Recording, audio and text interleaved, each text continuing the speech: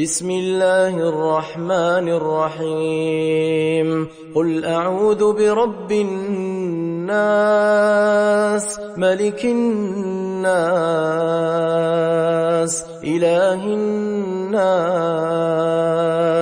من شر الوسواس الخناس الذي يوسوس في صدور الناس من الجنة والناس. Bismillahirrahmanirrahim. Hai, Assalamualaikum. Welcome back to Cungkih Channel. Terima kasih aku ucapkan kepada semua kerana sentiasa memberi support untuk channel ni. Sudi dengar dari awal sehingga akhir. Terima kasih sangat-sangat. Salam Ramadan dari akak untuk korang semua. Hari ni akak akan kongsikan satu lagi kisah yang dikongsikan oleh Apai Bian. Apai Bian banyak sangat share kisah dengan Cungkih Channel. Terima kasih kepada beliau kerana sudi berkongsi cerita. Hari ini ceritanya mengenai seram dan misteri Tahun Baru Cina. Nak dengar tak? Jom bersama dengan akak.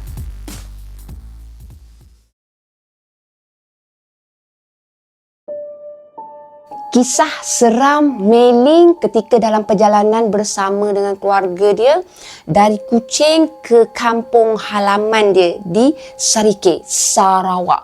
Ketika tu sambutan Tahun Baru Cina tahun 2010.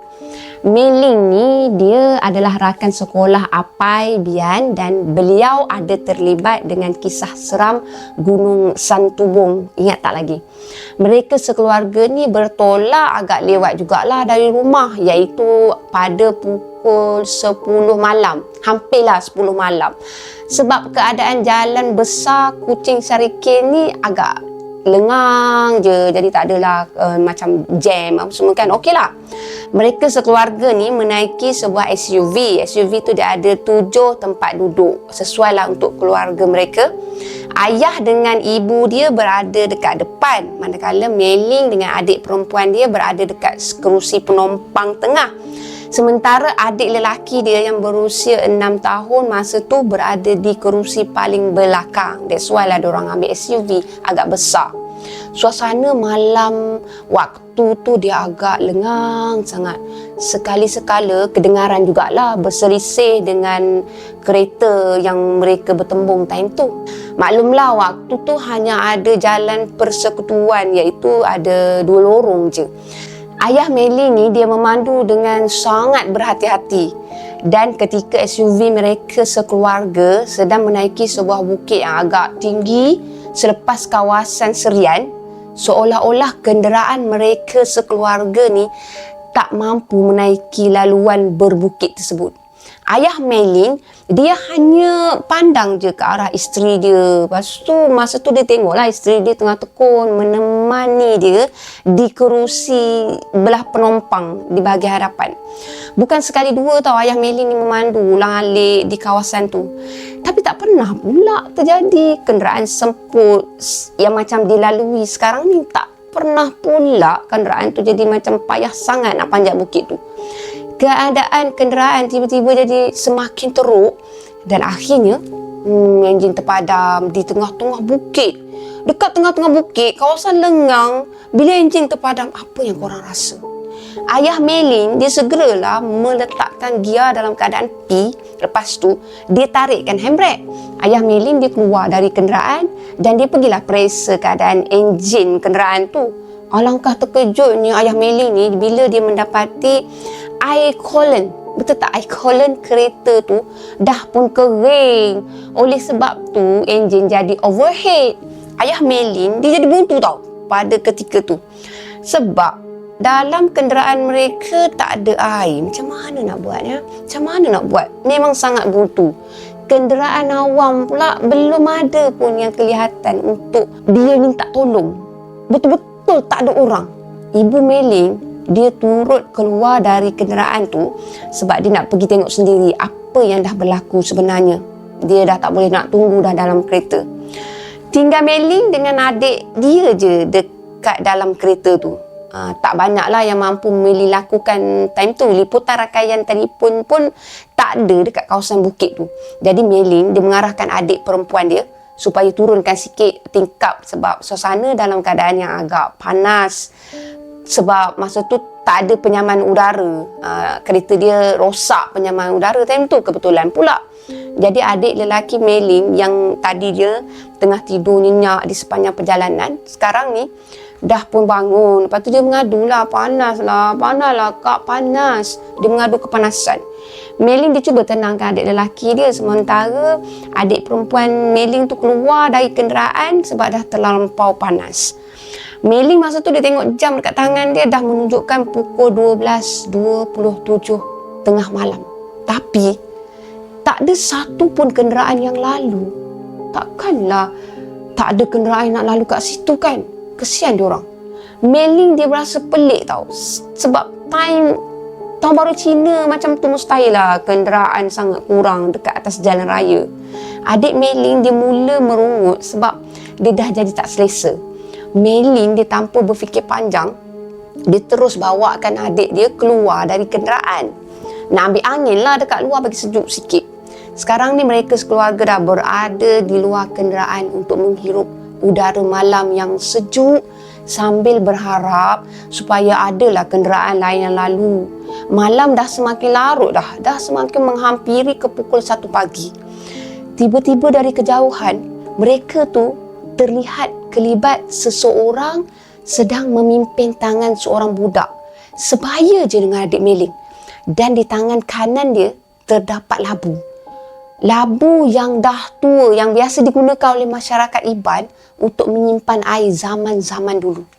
Wanita tu kemudiannya dia menuju ke arah Mei Ling sekeluarga tau. Sesampainya dia di depan ayah Mei Ling, wanita tersebut langsung dia pergi hulurkan labu yang berisi air tu kepada ayah Mei Ling. Ayah Mei Ling yang masih dalam keadaan terpinga-pinga, dia hanya mengambil je air dari labu tu ataupun labu yang berisi air tu. Tapi ibu Mei Ling dia menegaskan supaya jangan ambil labu tu, jangan ambil. Ayah Mei Ling dia hanya memandang sinis kepada isteri dia sebab menolak pertolongan dari seseorang yang masa tu ingin menghulurkan bantuan. Time tu kan mereka perlukan air. Dah tak ada cara dah. Kenderaan tak ada lalu. Kena ambil juga. Setelah menghulurkan labu yang berisi air tu, wanita dengan budak tu pun berlalu pergi. Ayah Mei Ling dia cepat-cepat ucapkan terima kasih. Dia nak bersalaman dengan wanita tersebut, tapi wanita dengan budak kecil tu hanya berlalu pergi tanpa sepatah kata.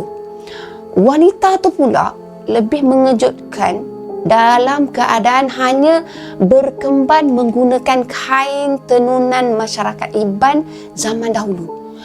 Manakala budak lelaki tadi berseluar pendek buatan sendiri tanpa baju. Menurut penelitian Mei Ling, dan dia yakin sangat wanita tu adalah berbangsa Iban berdasarkan di pergelangan tangan wanita tu ada tatu tradisional wanita Iban. Wanita dan budak lelaki tu hilang dari pandangan dalam kegelapan malam menuju ke arah bukit di seberang jalan. Kat mana tu Ayah Mei Ling dia tanpa membuang masa, dia teruslah pergi isikan air dekat tangki radiator kereta dia menggunakan air yang diberikan oleh wanita tadi.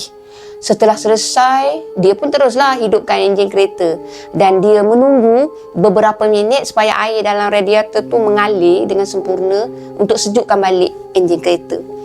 Mei Ling sangat gembira lah, tapi adik perempuan dia yang berusia 15 tahun pada ketika tu kelihatan pucat dan menggigil. Pelik. Mei Ling jadi pelik bila dia tengok kelakuan adik dia seolah-olah telah ketakutan yang teramat sangat tau. Seolah-olah macam nampak hantu. Mei Ling dia terus pimpinkan tangan adik lelaki dia dan dia pegangkan baju adik perempuan dia tu untuk masuk ke dalam kenderaan. Jomlah, kita masuk. Mereka sekeluarga meneruskan perjalanan selepas tu. Tapi ketika kenderaan sedang bergerak, adik perempuan Mei Ling ni tiba-tiba menjerit sekuat hati. Terkejutlah mereka sekeluarga. Ayah Mei Ling dia memperlahankan kenderaan SUV dia tu dan dia bertanyalah kepada adik Mei Ling. Dia tanya kenapa menjerit.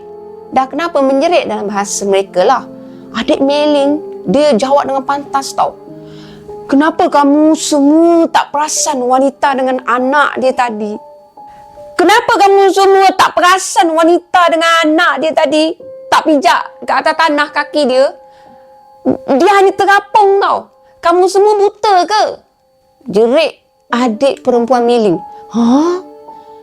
Ibu Mei Ling nampak sejak mula lagi kelibat mereka muncul. Oleh sebab itulah Ibu Mei Ling suruhkan ayah Mei Ling ni jangan ambil labu tu. Ibu pun nampak sejak mula lagi kelibat mereka tu muncul. Sebab itulah aku tak menyuruh ayah kamu mengambil labu tu. Tiba-tiba Ibu Mei Ling yang diam sejak tadi bersuara tau. Dia bagi tahu dia nampak. Mei Ling dia hanya diamkan diri je lah. Dia melayan perasaan dia. Masa tu dah bercelaru dah perasaan. Dia cuba nak fahami apa yang dah terjadi sebenarnya. Mei Ling je yang ada pengalaman asyik terserempak dengan makhluk halus ketika bekerja dekat sebuah mall. Satu ketika dulu, sedikit sebanyak, dia dah selalu sangat kan terserempak dengan benda-benda halus macam tu. Itu membuatkan dia agak tenang sikit lah. Tak adalah macam terkejut macam adik dia nak terjerit. Keadaan dalam kenderaan waktu tu sunyi sekejap. Masing-masing sedang mentafsir apa sebenarnya yang dah terjadi kepada mereka sekeluarga. Tapi tiba-tiba adik lelaki Mei Ling yang berada di tempat duduk bahagian belakang sekali bersuara time tu. Ayah tolong berhenti sekejap. Kawan adik nak turun. Dia cakap rumah dia dekat sana tu, kat depan sana tu je. Adik dia cakap macam tu pula. Mereka yang dalam kereta tu pun jadi terkejut tau. Terkejut yang amat sangat. Hampir terbabas kenderaan yang dibawa oleh ayah Mei Ling ni. Lepas tu tak dapat nak dikawal. Terbabas juga. Tapi ayah Mei Ling dia berjaya mengawal keadaan. Cepat-cepat ayah Mei Ling ni dia memberhentikan kenderaan dekat bahu jalan. Lepas tu dia cepat-cepatlah bukakan pintu penumpang belakang sebab dia nak tengok keadaan anak lelaki dia dekat kerusi belakang. Sebaik je ayah Mei Ling buka pintu tu, tiba-tiba adik Mei Ling sekali lagi bersuara. Kawan adik dah keluar, dia dah terbang. Ayah Mei Ling serta-merta dia tutupkan pintu kenderaan dan dia terus pecutkan kereta meninggalkan tempat tu. Boleh bayangkan tak? Kawan dia terbang. Sekali lagi suasana di dalam kenderaan jadi sunyi sepi je. Adik Mei Ling yang perempuan lah menangis tau. Dia pelukkan dada dia. Fikiran Mei Ling jadi kosong. Seolah-olah macam orang yang sedang baru bangun tidur. Apa yang berlaku? Macam tu jadi blur sangat. Setibanya dekat pekan tempat berehat iaitu di kawasan Lachau Seri Aman. Ditulis macam tu lah. Mei Ling sekeluarga dia berhentikan kereta dekat situ. Lepas tu mereka ni sama-sama lah nak berehat kat situ. Masa tu mereka tengok jam dah pun hampir ke 3 pagi. Mereka sekeluarga duduk dekat sebuah kedai kopi. Time tu adalah sebuah kedai kopi kat situ kebetulan. Jadi bolehlah mereka berehat dengan lebih selesa. Dan mereka masa duduk kat kedai kopi tu masih juga dalam keadaan yang bingung tau. Tak tahu apa yang berlaku. Jadi macam tak ada jawapan. Tak ada seorang pun yang bercakap time tu. Masing-masing senyap je. Adik lelaki Mei Ling masa tu dia masih tidur dalam kenderaan. Setelah meneguh air kopi, ayah Mei Ling dia pergilah. Dia pergi tengokkan radiator tadi kan. Dia nak tengok sama ada air dalam radiator tu masih berada pada paras normal ke tak ke, berkemungkinan untuk mereka hadapi masalah yang sama, tidak ke, macam tu. Dia cek-cek lah. Ayah Mei Ling dia hanya gelengkan kepala time tu. Susah sangat untuk dia nak mentafsir apa sebenarnya yang dah berlaku. Maknanya dalam perjalanan dia pergi cek air radiator tu, dia tetap geleng-gelengkan kepala. Dia cuba juga untuk berfikir. Ketika mereka ni sedang menikmati kopi di atas meja, tiba-tiba mereka dihampiri oleh seorang pelanggan yang berbangsa Iban. Dan pelanggan tu pun berkata, "Kenapa kamu semua berhenti di tengah-tengah bukit tadi? Banyak kali saya hon, tapi kamu semua tidak bergerak. Apabila saya memotong kenderaan kamu, saya tengok kamu semua tidur," kata lelaki tu. Terkejutlah mereka semua bila mendengarkan kata-kata lelaki tersebut.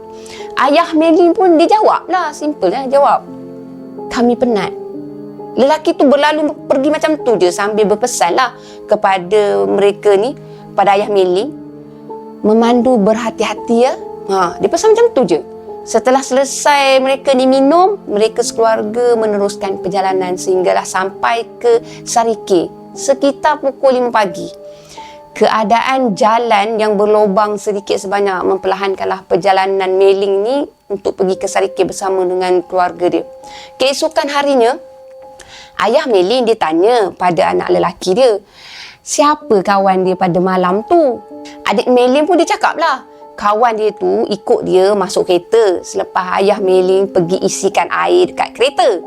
Dan dia kata lagi bahawa perempuan tadi dengan anak dia tu terbang melayang selepas mereka tu bagikan air labu bukan air labu lah, air yang berisi labu berisi air, sama je lah korang, bila diberikan kepada ayah Mei Ling ni. Terkedulah ayah Mei Ling bila mendengar jawapan anak dia tu. Memang betul lah kereta mereka overhead malam tu. Tapi yang peliknya, kenapa orang lain tengok mereka sekeluarga ni tengah tidur tengah-tengah bukit tu? Apa ke benda nak tidur kat situ? Nak buat apa tidur kat tengah-tengah bukit? Dan mana ni?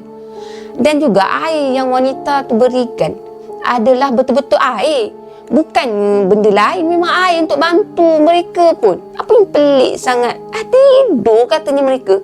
Sehingga ke hari ini, misteri kejadian pada malam tersebut kekal misteri sampai ke hari ini.